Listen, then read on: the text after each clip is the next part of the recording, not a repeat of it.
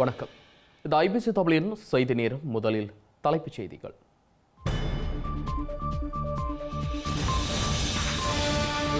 தமிழர் தாயக போராட்ட அசைவியக்கத்தை முடக்கிய ஆனந்தபுர சமரின் 15ஆம் ஆண்டு நினைவு இன்று. முள்ளிவாய்க்காலுக்கு முன்னரான பெரு அவல நாள். திருமலையில் சைவ கோவில் வளாகத்தில் பாரிய புத்தர் சிலையை நிறுவ முயற்சி. தமிழ் அரசியல்வாதிகளின் எதிர்வினை மந்தகதியில் இருப்பதாக மக்கள் விசனம். 13வது திருத்தம் குறித்து பேசுவதற்கு வரவில்லை என்கிறார் ஜாலில் அனுரகுமார. மக்களுக்கான அரசியலை செய்ய போவதாக சந்திப்புகளில் கருத்து. முருகன் பயஸ் ஜெயக்குமார் மீது ஸ்ரீலங்கா வழக்கு தொடுக்க முயற்சிப்பதாக ஐயம். மூவரும் வெளிநாடு செல்ல முடியும் என சட்டவாளர் புகழேந்தி நம்பிக்கை. ஈழத்தமிழ் அந்நியர்களை மிக மோசமாக தூசித்த பெண்ணுக்கு பரிசில் முட்டை வீச்சு. கடும் சீற்றத்துடன் எதிர்வினையாற்றிய இளையோர் குழு. பிரித்தானியா இஸ்ரேலுக்குரிய ஆயுத விநியோகத்தை நிறுத்த வேண்டும் என அழுத்தம். உச்ச நீதிமன்ற முன்னாள் நீதிபதிகள் உட்பட ஏராளமான சட்டவாளர்கள் மனு.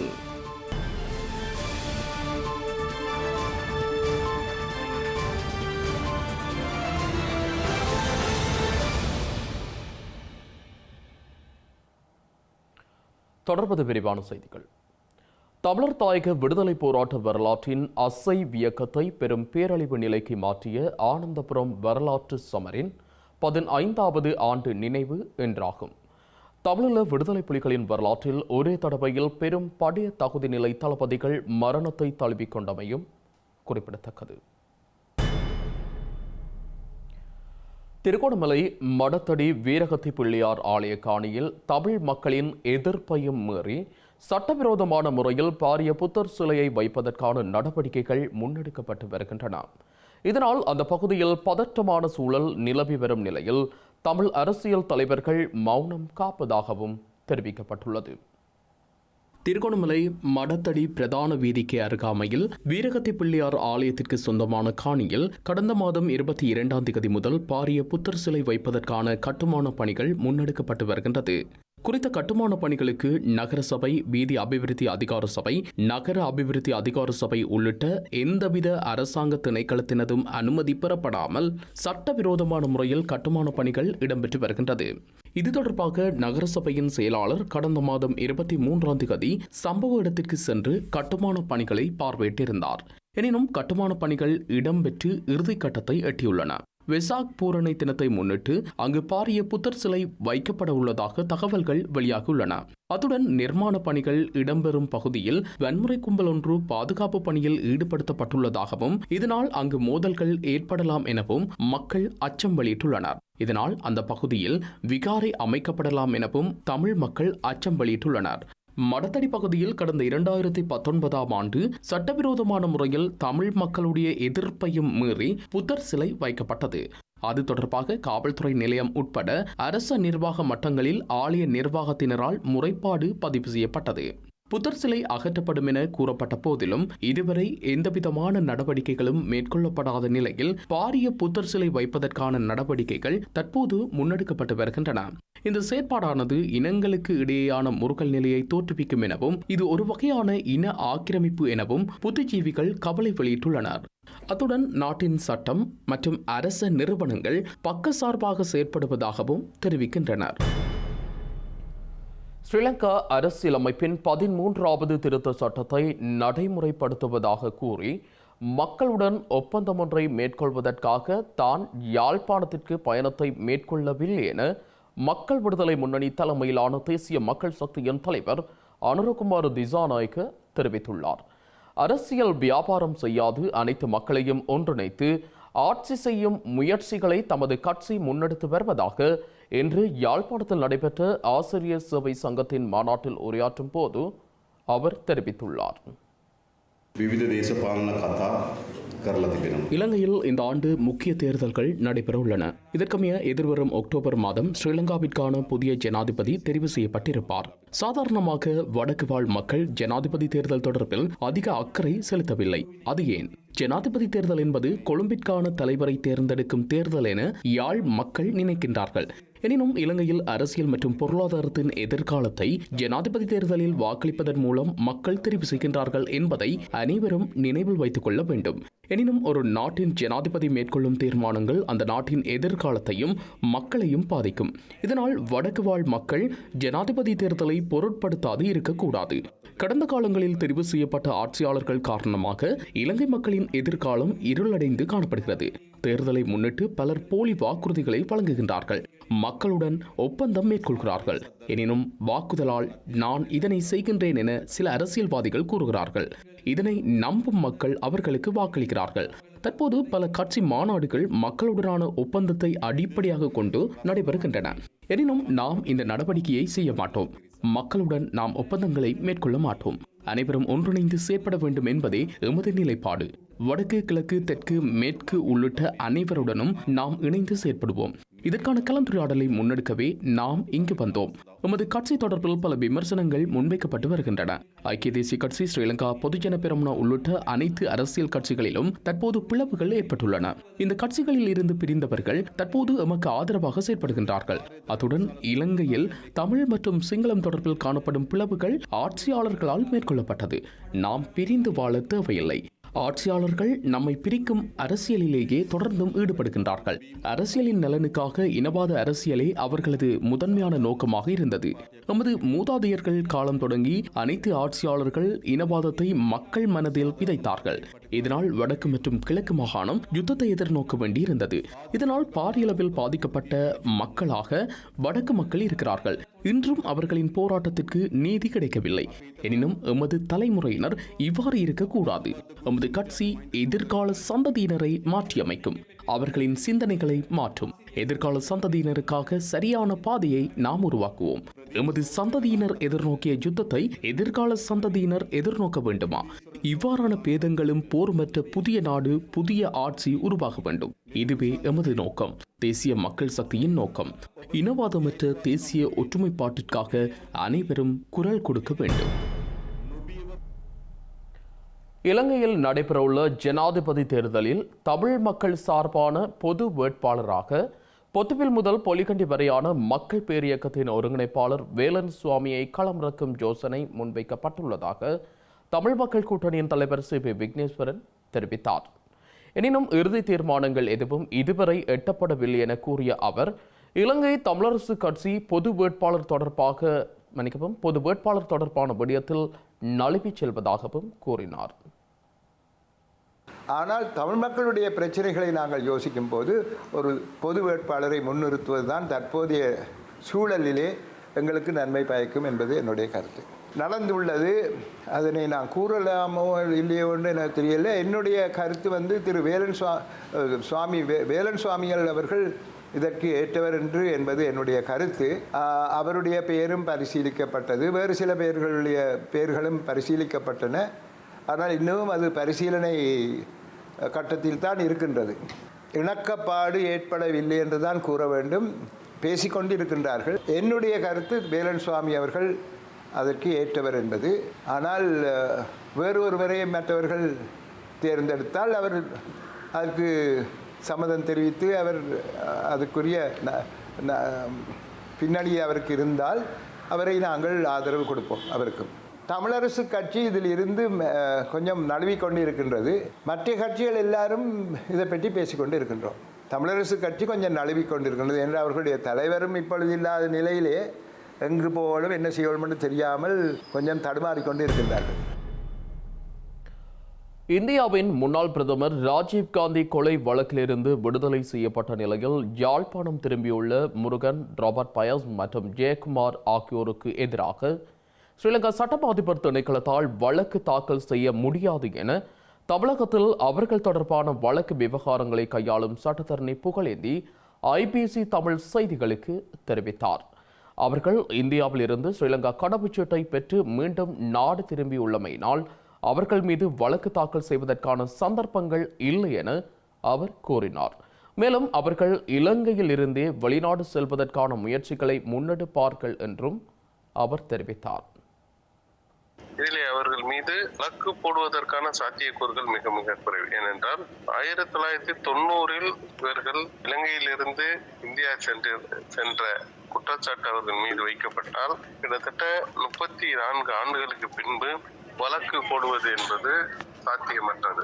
இரண்டாவது, அவர்கள் இலங்கையிலிருந்து இந்தியாவிற்கு சட்டவிரோதமாக குடியேறினார்கள் என்று சொன்னாலும் கூட இலங்கை அரசு அவர்களுக்கு திரும்ப பாஸ்போர்ட் அளித்து விட்டது. ஆகவே வழக்கு போடக்கூடிய இந்த நேரத்தில் அவர்கள் சட்டப்படியாக பாஸ்போர்ட் வாங்கி கொண்டுதான் திரும்ப இலங்கைக்குள் வந்திருக்கிறார்கள். ஆகவே நீண்ட காலம் கிட்டத்தட்ட 32 ஆண்டுகளுக்கு பின்பு கடவுச்சீட்டு உள்ளிட்ட முறையான ஆவணங்களோடு தான் இலங்கைக்குள் வந்திருக்கிறார்கள். அவர்கள் சட்டவிரோதமாக இந்தியாவிற்குள் சென்றார்கள் என்றால் இந்திய அரசு தான் அவர்கள் மீது வழக்கு தொடுக்க வேண்டும். அதுவும் தொடுத்து விட்டது. சட்டவிரோதமாக இந்தியாவிற்குள் வந்தார்கள் என்பதற்காக அதற்கு ஆல்ரெடி அவர்கள் தண்டனை பெற்று விட்டார்கள். இலங்கைக்குள் வருகிற பொழுது அவர்கள் உரிய ஆவணங்களோடு தான் வந்திருக்கிறார்கள். அதே மாதிரி பெரும்பாலும் சட்டத்தில் வேறு நாடுகளுக்கு சட்டவிரோதமாக நுழைந்ததற்காக அந்த நாடு தான் தண்டிக்க முடியுமே, இலங்கை தண்டிக்கக்கூடிய ஒரு சட்ட வாய்ப்பு இங்கு இருப்பதாக நான் தெரியவில்லை. இரண்டாவது, லிமிட்டேஷன் ஆக்ட்ல எல்லா நாடுகளிலும் இருக்கும். ஒரு குற்றத்திற்கு 3 ஆண்டுகள் தண்டனை விதிக்கக்கூடிய வழக்குல 3 ஆண்டுகளுக்குள் குற்ற அறிக்கை தாக்கல் செய்திருக்க வேண்டும். ஆனால் இந்த வழக்கிலே 32 ஆண்டுகளுக்கு பின்பு யாரும் வழக்கு தொடுக்க முடியாத ஒரு சட்ட சிக்கல் இருக்கிறார். ஆகவேதான் அவர்களை வேறு அதிகாரிகள் விடுதலை செய்திருக்கிறார்கள். மேலும் அவர்கள் மீது இந்திய தேதி வரை எந்த ஒரு குற்றச்சாட்டும் இலங்கையில் இல்லை. ஆகவே இதையெல்லாம் கருத்தில் கொண்டு விடுதலை செய்திருப்பதால் மீண்டும் அவர்கள் மீது இலங்கையிலிருந்து இந்தியா சென்றதற்காக 33 ஆண்டுகளுக்கு பின்பு வழக்கு தொடுப்பது என்பது சாத்தியமற்றது. அப்படி எதுவும் போட மாட்டார்கள் என்பது என்னுடைய கருத்து. மீண்டும் அவர்கள் யாரும் இந்தியா செல்ல இப்போதைக்கு தயாரில்லை. அனைவரும் இலங்கையில் இருந்து கொண்டு தான் வெளிநாடு அவர்களுடைய உறவினர்கள் இருக்கும் நாடுகளுக்கு செல்வதோ அல்லது இங்கே தொடர்ந்து இருப்பதோ என்ற முடிவுக்கு வருவார்கள். முருகனை பொறுத்தளவில் அவர் தன்னுடைய மகளோடு சேர்ந்து வாழ வேண்டும் என்று விரும்புகிறார். ஆகவே இதற்கு முன்பு இந்தியாவிலிருந்து நேரடியாக லண்டன் செல்வதற்கு அவர் எப்படி முயற்சி செய்தாரோ இப்போது இலங்கையிலிருந்து செல்வதற்கான அந்த முயற்சியை தொடர்ச்சியாக சட்ட ரீதியாக இலங்கை அரசின் ஒத்துழைப்போடு செய்வார். ஒட்டுமொத்த ஈழத்தமிழ் அந்நியர்கள் மற்றும் ஈழ விடுதலை போராட்டம் உட்பட்ட விடயங்களை மிக மோசமாகவும் இழிவுச் சொற்களையும் பயன்படுத்தி தனது டிக்டாக் சமூக வலைத்தளத்தில் விமர்சித்த சுஜி என்ற பெண் பாரிஸ் லாச்சபெல் பகுதியில் இளையோர் குழு ஒன்றால் அவமதிப்பிற்கு உள்ளாக்கப்பட்டுள்ளார். குறித்த பெண் வெளியிட்ட அநாகரிகமான வார்த்தைகளை கொண்ட குறித்த காணொளி பலரையும் சீற்றத்திற்கும் வேதனைக்கும் ஆளாக்கியுள்ள நிலையில் இந்த எதிர்வினை இடம்பெற்றுள்ளது. ஈழத்தை பத்தி கதைக்க கூடாது. ஈழத்தை பத்தி கதைக்க கூடாது. சுஜி ஈழத்தை பத்தி கதைக்க கூடாது. பொம்பளை தலைவர் படம் எடு. சரியா? ஈழத்தை பத்தி கதைக்காத. எங்க தலைவர் எங்க போராட்டத்தை கடும் கேவலமா பேசிட்டு வரார். எவ்வளவு காலமா பொறுக்கிறது? எவ்வளவு காலம் பொறுக்கிறது? சுஜி இதோட தலைவர படம் எடுக்க கூடாது. தலைவர படம் எடுக்க கூடாது.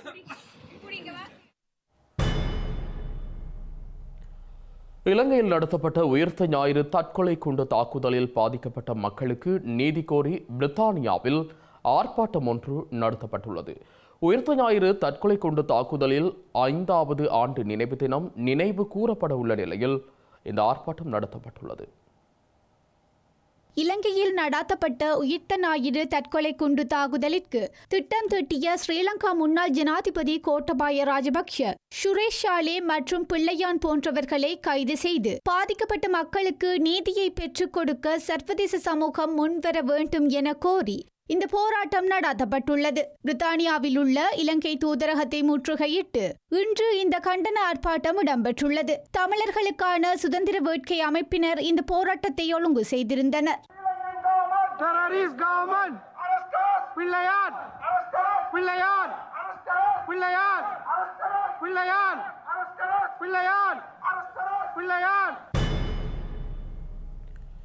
ஸ்ரீலங்கா சுதந்திர கட்சியின் தலைவராக செயற்படுவதற்கு எதிர்வரும் 18ஆம் திகதி வரை தடை விதிக்கப்பட்டுள்ளமை தொடர்பாக எந்த ஒரு நீதிமன்ற அறிவித்தலும் தமக்கு கிடைக்கப்பெறவில்லை என ஸ்ரீலங்காவின் முன்னாள் ஜனாதிபதி மைத்ரிபால சிறிசேன தெரிவித்துள்ளார். தமக்கு எதிராக கொழும்பு மாவட்ட நீதிமன்றம் இடைக்கால தடை உத்தரவு பிறப்பித்துள்ளமை தொடர்பில் நீதிமன்றத்தில் முன்னிலையாக தயார் என கொழும்பில் வைத்து ஊடகங்களுக்கு கருத்து வெளியிட்ட போதே அவர் கூறியுள்ளார்.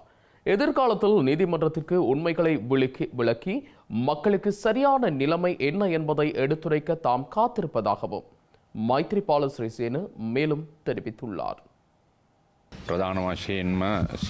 கட்சியிலிருந்து நீக்கப்பட்டவர்கள் நீதிமன்றத்தை நாடியுள்ளனர். அதன் அடிப்படையில் வழங்கப்பட்ட நீதிமன்றத்தின் தீர்ப்பை ஏற்றுக்கொள்கிறேன். அதனை நான் மதிக்கிறேன்.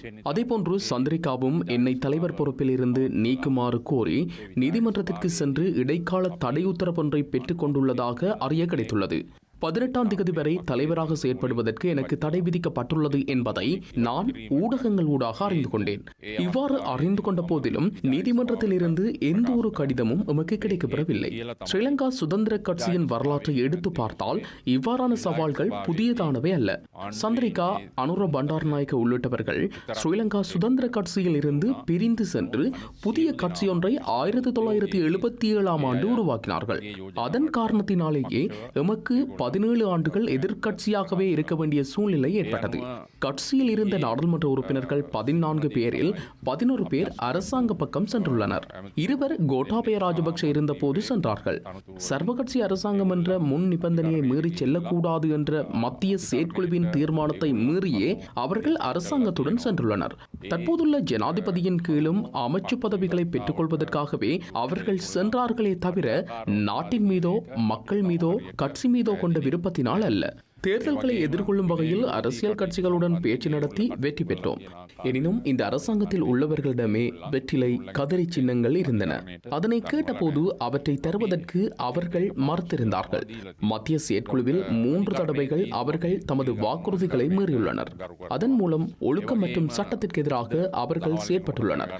எந்த பிரச்சனை வந்தாலும் ஸ்ரீலங்கா சுதந்திர கட்சி சுத்தமான குழுவாக, அரசாங்கத்துடன் தொடர்பு படாத குழுவாக, ஊழல் மோசடிகளின்றி சுத்தமானவர்களாக எதிர்கால அரசியல் செயற்பாடுகளை நாம் முன்னெடுப்போம். எதிர்கால சவால்களை எதிர்கொள்ளவும் தயாராக இருக்கிறோம்.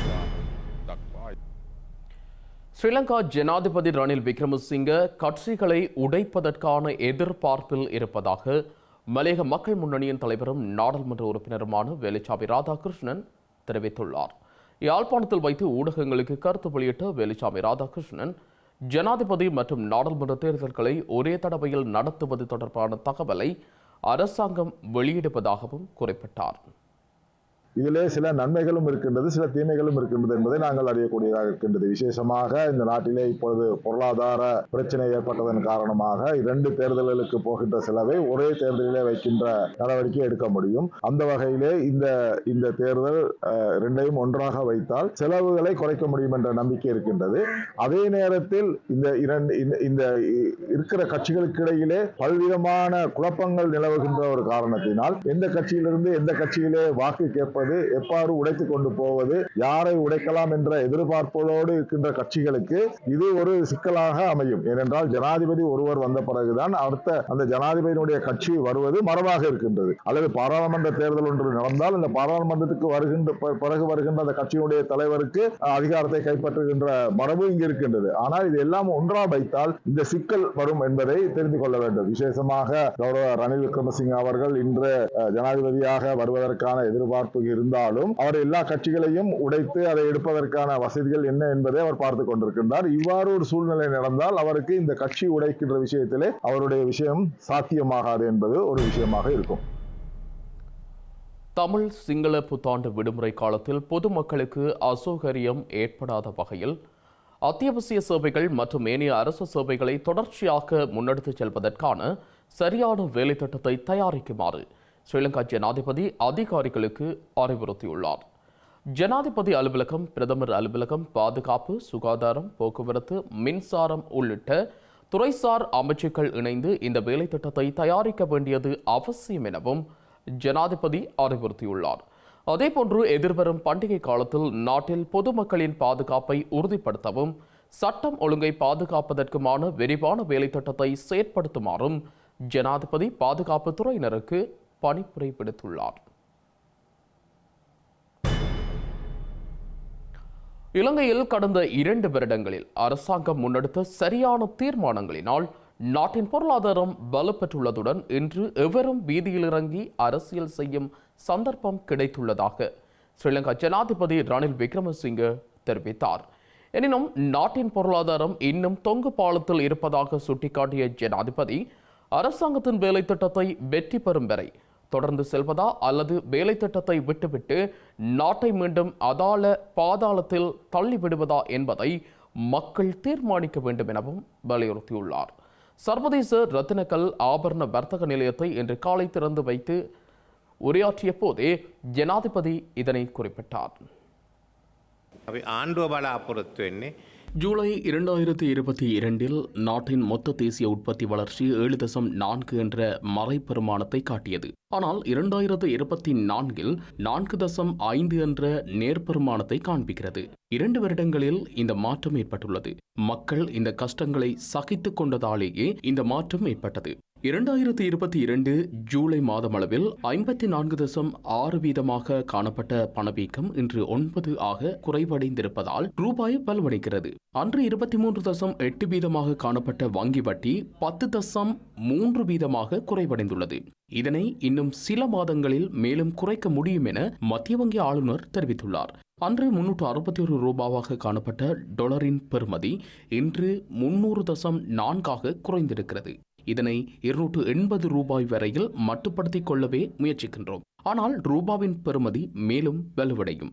2022 ஆண்டுடன் ஒப்பிடுகையில் 2023 ஆண்டில் அரசாங்கத்தின் வருமானம் 50% அதிகரித்துள்ளது. அதனால் சமூக சேவைகளுக்கான செலவு 3 மடங்கினால் உயர்வடைந்துள்ளது.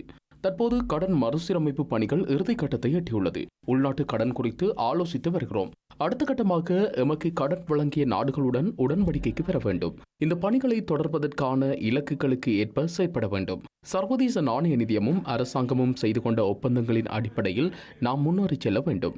அரசாங்க கடன் தற்போது மொத்த தேசிய உற்பத்தியில் 128% காணப்படுகிறது. 2032 ஆண்டுக்குள் அதனை 95% குறைக்க வேண்டும். தற்போது மொத்த தேசிய உற்பத்திக்கு மேலதிகமாக 35% வருமானத்தை ஈட்ட வேண்டும். 2032 ஆண்டுக்குள் அதனை 13% குறைக்க வேண்டும். மேலும் மொத்த தேசிய உற்பத்தியில் 9.4% காணப்படும் வெளிநாட்டு கடன்களை 2025 ஆண்டிலிருந்து 2.3% உபரியாக மாற்றிக்கொள்ள முயற்சித்தல் உள்ளிட்ட இலக்குகளை நோக்கி நகர வேண்டும். இந்த நடவடிக்கைகளில் இருந்து பின்வாங்கினால் எங்களுக்கு கடன் வழங்கிய நாடுகள் கடனை திருப்பித் தாருங்கள் என்று அறிவிக்கும். ஆனால் இந்த வேலை திட்டம் தொடர்ச்சியாக நடைமுறைப்படுத்தப்பட்டால் அனைத்து துறைகளிலும் முன்னேற்றம் ஏற்பட வாய்ப்புள்ளது.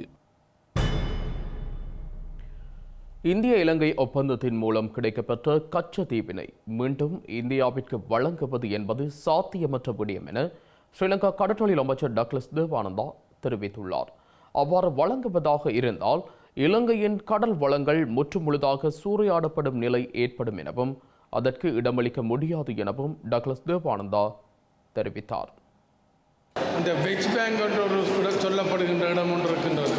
அது கன்னியாகுமரிக்கு கீழே அதிக வளங்களை கொண்ட அதிக பெரிய பிரதேசமாக இருக்கின்ற ஒரு பகுதி.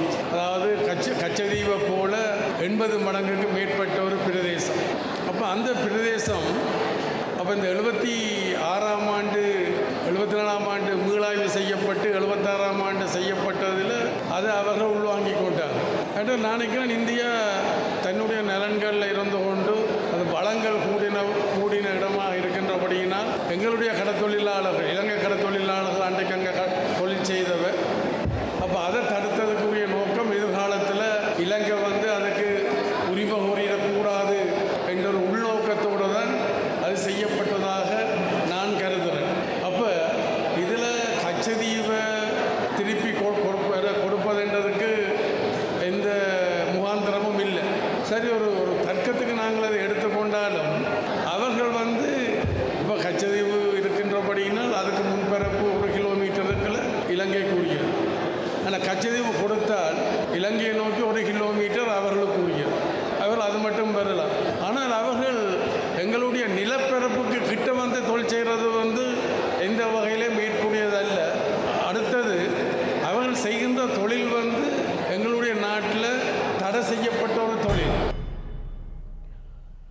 முல்லைத்தீவு கொக்கு தொடுவாய் மனித புதைக்குழி அகழ்வு பணியை மீள ஆரம்பிப்பது தொடர்பான வழக்கு விசாரணை அடுத்த மாதம் 16ஆம் தேதிக்கு ஒத்திவைக்கப்பட்டுள்ளது. குறித்த வழக்கு விசாரணை எடுத்துக்கொள்ளப்பட்ட போதே இந்த உத்தரவு பிறப்பிக்கப்பட்டுள்ளது. முல்லைத்தீவு மாவட்டத்தின் கொக்குத்துளுவாய் பகுதியில் கண்டுபிடிக்கப்பட்ட மனித புதைக்குழியின் முதற்கட்ட அகழ்வானது கடந்த ஆண்டு செப்டம்பர் மாதம் 6ஆம் தேதி ஆரம்பமாகி 11 நாட்கள் நடைபெற்ற நிலையில் 17 உடற்பாகங்கள் மீட்கப்பட்டன. இதனைத் தொடர்ந்து தற்காலிகமாக இடைநிறுத்தப்பட்ட அகழ்வு பணிகள் மீண்டும் நவம்பர் மாதம் 20ஆம் தேதி ஆரம்பிக்கப்பட்டது. தொடர்ச்சியாக 9 நாட்கள் நடைபெற்ற 2ஆம் கட்ட அகழ்வு பணிகளில் மொத்தமாக 40 எலும்புக்கூட்டு தொகுதிகள் மீட்கப்பட்டன. இந்த அகழ்வு ஆய்வு நடவடிக்கையின் இறுதி நாட்களில் மேற்கொள்ளப்பட்ட ஸ்கேன் எனப்படும் பெரடி பரிசோதனை மூலம் மனித புதைக்குழிக்கு மேற்கு பக்கமாக 2 மீட்டர் நீளத்திற்கு உடலங்கள் காணப்படுவதாக கண்டறியப்பட்டிருந்தது. இதனையடுத்து குறித்த அகழ்வு பணி கடந்த மாதம் நடைபெற திட்டமிடப்பட்டிருந்த நிலையில் நிதி கிடைக்கப்பெறாமையினால் இன்றைய தினத்திற்கு தவணையிடப்பட்டிருந்தது. இந்த நிலையில் கொக்குத்துருவாய் மனித புதைக்குழியின் அகழ்வு பணிகள் தொடர்பான வழக்கு இன்று முல்லைத்தீவு நீதவான் நீதிபதி தர்மலிங்கம் பிரதீபன் முன்னிலையில் விசாரணைக்கு எடுத்துக் கொள்ளப்பட்டது. இந்த வழக்கு விசாரணையின் போது அகழ்வு பணியினை நடத்த இன்னும் நிதி கிடைக்கப்பெறவில்லை என முல்லைத்தீவு மாவட்ட செயலக பிரதம கணக்காளர் மயில்வாகனம் செல்வரட்னம் தெரிவித்துள்ளார். அத்துடன் தற்போது அகழ்வு பணிக்கென போடப்பட்டுள்ள பாதீடு அதிகமாக காணப்படுவதாக தெரிவிக்கப்பட்டுள்ளதாகவும் அவர் நீதிமன்றில் கூறியுள்ளார். இதனால் பாதீட்டை சீர் செய்து அனுப்பி நிதியினை பெற்றுக்கொள்ள நடவடிக்கைகள் மேற்கொள்ளப்படவுள்ளதாக அவர் கூறியுள்ளார். அத்துடன் கொக்குத்துளுவாய் மனித புதைக்குழியின் அகழ்வாய்வு நடவடிக்கையில் ஈடுபட்ட தொல்லியல் திணைக்கள பேராசிரியர் ராஜ் சோமதேவாவினால் வழக்கு விசாரணையின் போது நீதிமன்றில் இடைக்கால அறிக்கை சமர்ப்பிக்கப்பட்டுள்ளது. இதன்படி கொக்குத்துளுவாய் மனித புதைக்குழியில் மீட்கப்பட்ட எச்சங்கள் 1994ஆம் ஆண்டு தொடக்கம் 1996ஆம் ஆண்டு காலப்பகுதிக்குரியவை என குறித்த அறிக்கையில் சுட்டிக்காட்டப்பட்டிருந்தது. இதையடுத்து குறித்த வழக்கு விசாரணையை அடுத்த மாதம் 16ஆம் தேதிக்கு முல்லைத்தீவு நீதவான் நீதிபதி தர்மலிங்கம் பிரதீபன் ஒத்திவைத்துள்ளார். கச்சேரியிலிருந்து வந்து கணக்காளர் நீதிமன்றத்துக்கு தெரிவித்திருந்தார். ஏற்கனவே கொடுக்கப்பட்ட பாதீட்டில் மொத்த இலங்கைக்கு நீதி திணைக்களத்தினால் வழங்கப்படுகின்ற மொத்த தொகையில் 7 வீதமான தொகை செலவு இதற்காக செலவிடப்படுவதாக இருப்பதாகவும், ஆகவே இந்த பாதீட்டை மீண்டும் மீள் பரிசீலனை செய்து அதற்கான கணக்கு அறிக்கைகளை அனுப்புமாறு கேட்கப்பட்டிருப்பதாக கூறப்பட்டிருக்கின்றது. ஆகவே அது சம்பந்தமான நடவடிக்கையை மேற்கொள்ளப்பட்டதன் பிற்பாடுதான் அமைச்சினால் இதுக்கான நிதி ஒதுக்கிடப்படும். அதன் அடிப்படையில் இந்த வழக்கு மீண்டும் நிதி தேவைக்காக மே மாதம் 16ஆம் தேதி ஒத்திவைக்கப்பட்டிருக்கின்றது. ஏற்கனவே எடுக்கப்பட்ட எலும்புக்கூட்டு தொகுதிகள் எக்ஸ்ரே பரிசோதனைகளுக்கு உட்படுத்தப்பட்ட நிலையில் சேமித்து வைக்கப்பட்டுள்ளன. இவற்றை ஆராய்வு செய்வதற்குரிய விசேட வைத்திய நிபுணர்கள் பேராதனை பல்கலைக்கழகத்திலிருந்து வருகை தந்து அதை மேற்கொண்டு நடத்த வேண்டும். அதற்கான நிதி ஒதுக்கீடுகள் இன்னும் கிடைக்கப்பெறாமையினால் அவை தொடர்பான ஆய்வுப் பணிகளும் இடைநிறுத்தப்பட்டுள்ளன. ஸ்ரீலங்கா அரசாங்கத்தினால் புதிதாக நடைமுறைப்படுத்தப்பட்டுள்ள சர்ச்சைக்குரிய நிகழ்நிலை காப்பு சட்டத்தின் கீழ் முதலாவது விண்ணப்பம் கொழும்பு பிரதான நீதவான் நீதிமன்றத்தில் சமர்ப்பிக்கப்பட்டுள்ளது. ஸ்ரீலங்காவின் பொது பயன்பாடுகள் ஆணைக்குழுவின் முன்னாள் தலைவர் ஜனக ரட்நாயக்கவிற்கு எதிராக பிரதிவாதிகள் தவறான தகவல்களை தெரிவிப்பதை தடுக்கும் வகையில் நீதிமன்றம் நிபந்தனை உத்தரவையும் பிறப்பித்துள்ளது.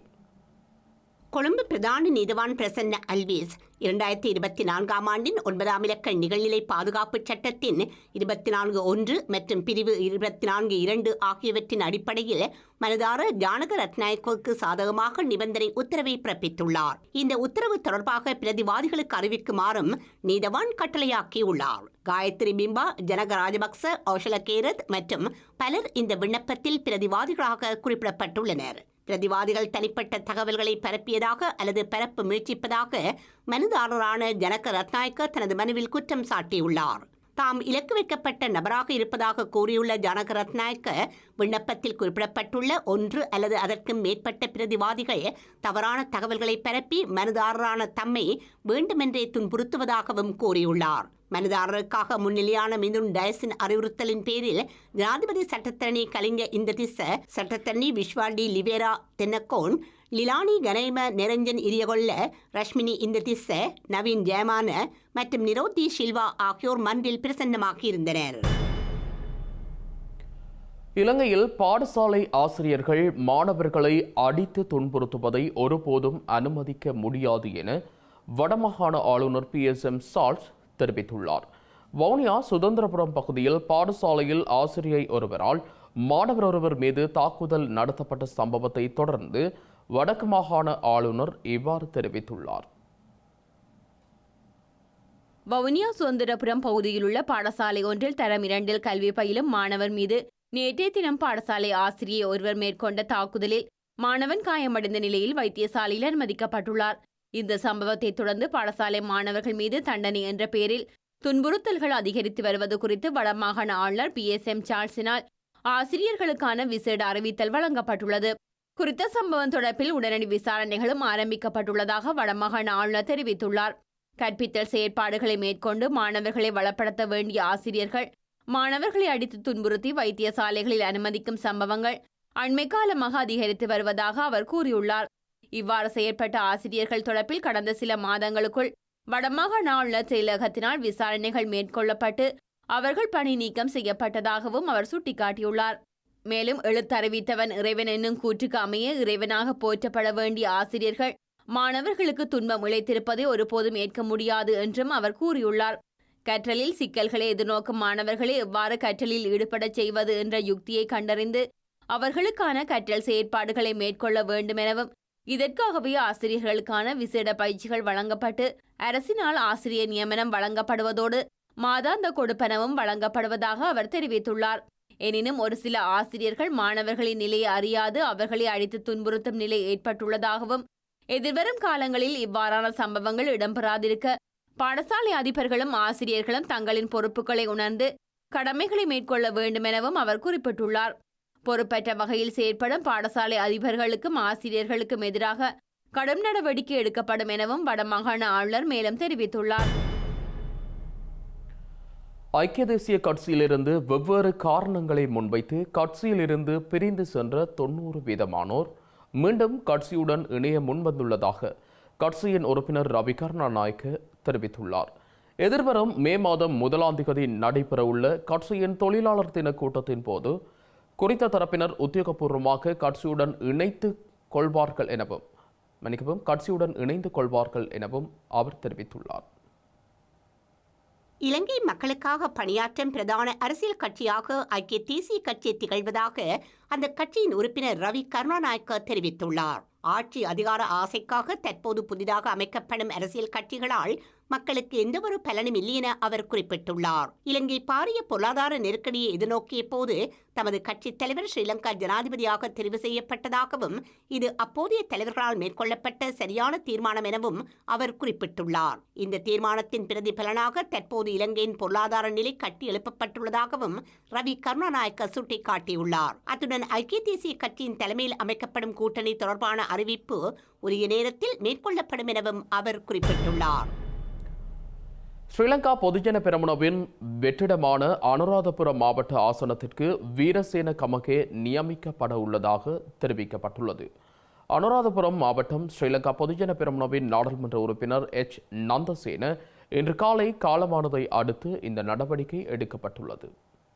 ஸ்ரீலங்கா பொதுஜன பெரமுனவின் நாடாளுமன்ற உறுப்பினர் நந்தசேன தனது 69வது வயதில் இன்று காலை திடீர் சுயினம் காரணமாக காலமானார் என குடும்ப உறுப்பினர்கள் உறுதிப்படுத்தியுள்ளனர். பதவியை பிரதேச சபை மற்றும் வடமத்திய மாகாண சபையின் முன்னாள் உறுப்பினரான H. நந்தசேன மாகாண அமைச்சு பதவியையும் வகித்துள்ளார். கடந்த 2017ஆம் ஆண்டு மே மாதம் கூட்டு எதிர்க்கட்சியின் மேதின கூட்டத்தில் கலந்து கொண்டதன் பின்னர் அவர் அமைச்சர் பதவியிலிருந்து நீக்கப்பட்டார். எனினும் கடந்த 2020ஆம் ஆண்டு நாடாளுமன்ற தேர்தலில் அனுராதபுரம் மாவட்டத்தில் ஸ்ரீலங்கா பொதுஜன பெரமுனவின் வேட்பாளராக போட்டியிட்டு ஸ்ரீலங்கா நாடாளுமன்றத்திற்கு தேர்ந்தெடுக்கப்பட்டிருந்தார்.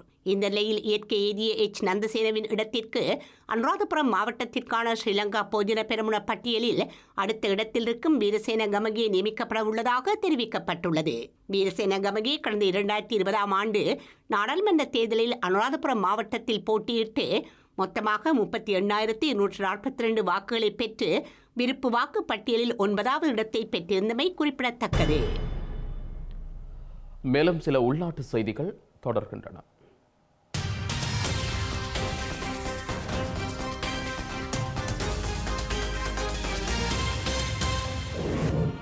யாழ்ப்பாணம் மத்திய பேருந்து நிலையத்தில் பயணிகளின் நலன் கருதி காவல்துறை காவலரன் ஒன்றை அமைப்பதற்கு ஸ்ரீலங்கா கடற்தொழில் அமைச்சர் டக்ளஸ் தேவானந்தா நடவடிக்கை மேற்கொண்டுள்ளார். இந்த விடயம் தொடர்பில் யாழ் மாநகர சபை உத்தியோகத்தர்கள், இலங்கை போக்குவரத்து சபை அதிகாரிகள், காவல்துறையினர், சுகாதார பரிசோதகர்கள் உள்ளிட்ட தரப்பினருடன் கடற்தொழில் அமைச்சரின் யாழ் அலுவலகத்தில் கலந்துரையாடல் ஒன்று மேற்கொள்ளப்பட்டுள்ளது. இதன்போது காவலரணை அமைப்பதற்கான இடவசதி உள்ளிட்ட விடயங்கள் தொடர்பிலும், பேருந்து நிலைய வளாகத்தில் உள்ள வியாபார நிலையங்களை அகற்றுவது தொடர்பிலும் கலந்துரையாடப்பட்டுள்ளதுடன் எதிர்வரும் 10 நாட்களுக்குள் அவற்றை செயற்படுத்துமாறும் வலியுறுத்தப்பட்டுள்ளது.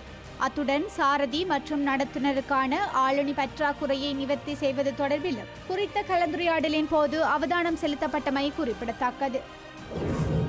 மட்டக்களப்பு மாநகர சபை பகுதியில் உள்ள 3 மாடி கட்டிடத்தின் மேற்பகுதியில் பாரிய தீ விபத்து ஒன்று ஏற்பட்டுள்ளது. மட்டக்களப்பு மாநகர சபையின் தீயணைப்பு படைப்பிரிவுக்கு தகவல் வழங்கப்பட்டதை அடுத்து விரைந்து வந்த தீயணைப்பு பிரிவினரால் தீ கட்டுப்பாட்டிற்குள் கொண்டு வரப்பட்டது. எனினும் 50 லட்சம் ரூபாய் பெறுமதியான பொருட்கள் தீக்கிரையாகியுள்ளன. இந்த விபத்து தொடர்பில் மட்டக்களப்பு காவல்துறையினர் விசாரணைகளை மேற்கொண்டு வருகின்றனர். வவுனியாவில் இடம்பெற்ற சித்திரை கலை விழா நிகழ்வில் வெடுக்குநாறுமலை ஆதிலிங்கேஸ்வரர் ஆலயம் காட்சிப்படுத்தப்பட்டுள்ளமை மக்கள் மத்தியில் கரிசனையை ஏற்படுத்தியுள்ளது. வவுனியா மாவட்ட செயலகம் மற்றும் மாவட்ட கலாச்சார அதிகார சபையின் ஏற்பாட்டில் நகரசபை மைதானத்தில் சித்திரை கலை விழா நிகழ்வு இன்று சிறப்பாக இடம்பெற்றது.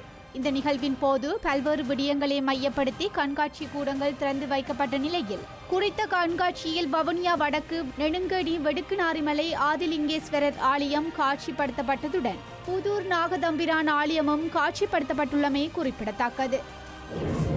ஸ்ரீலங்கா நீர்வளங்கள் மற்றும் தோட்ட உட்கட்டமைப்பு வசதிகள் அபிவிருத்தி அமைச்சரும் இலங்கை தொழிலாளர் காங்கிரசின் பொதுச் செயலாளருமான ஜீவன் தொண்டமான் நுவரெலியா ராகலை பிரதேச தோட்ட பகுதிகளுக்கு விசேட களப்பயணத்தை மேற்கொண்டுள்ளார்.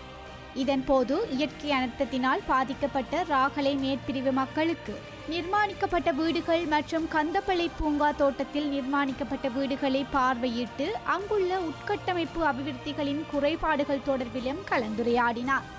அத்துடன் நிர்மாணிக்கப்பட்ட வீடுகளுக்கான உட்கட்டமைப்பு குறைகளை தீர்ப்பது தொடர்பிலும் குறித்த பிரதேச மக்களுடன் கலந்துரையாடினார்.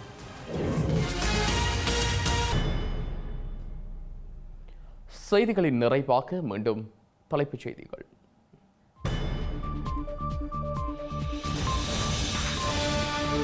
தமிழர் தாயக போராட்ட அசைவியக்கத்தை முடக்கிய ஆனந்தபுர சமரின் 15ஆம் ஆண்டு நினைவு இன்று. முள்ளிவாய்க்காலுக்கு முன்னரான பெரு அவல நாள். திருமலையில் சைவ கோவில் வளாகத்தில் பாரிய புத்தர் சிலையை நிறுவ முயற்சி. தமிழ் அரசியல்வாதிகளின் எதிர்வினை மந்தகதியில் இருப்பதாக மக்கள் விசனம். 13வது திருத்தம் குறித்து பேசுவதற்கு வரவில்லை என்கிறார் யாழில் அனுரகுமார. மக்களுக்கான அரசியலை செய்ய போவதாக சந்திப்புகளில் கருத்து. முருகன் பயஸ் ஜெயக்குமார் மீது ஸ்ரீலங்கா வழக்கு தொடுக்க முயற்சிப்பதாக ஐயம். மூவரும் வெளிநாடு செல்ல முடியும் என சட்டவாளர் புகழேந்தி நம்பிக்கை. ஈழத்தமிழ் அந்நியர்களை மிக மோசமாக தூசித்த பெண்ணுக்கு பரிசில் முட்டை வீச்சு. கடும் சீற்றத்துடன் எதிர்வினையாற்றிய இளையோர் குழு. பிரித்தானியா இஸ்ரேலுக்குரிய ஆயுத விநியோகத்தை நிறுத்த வேண்டும் என அழுத்தம். உச்சநீதிமன்ற முன்னாள் நீதிபதிகள் உட்பட ஏராளமான சட்டவாளர்கள் மனு.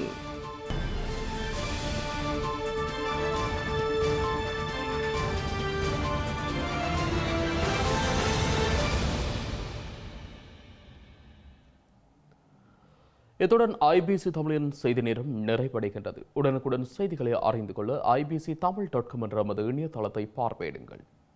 வணக்கம்.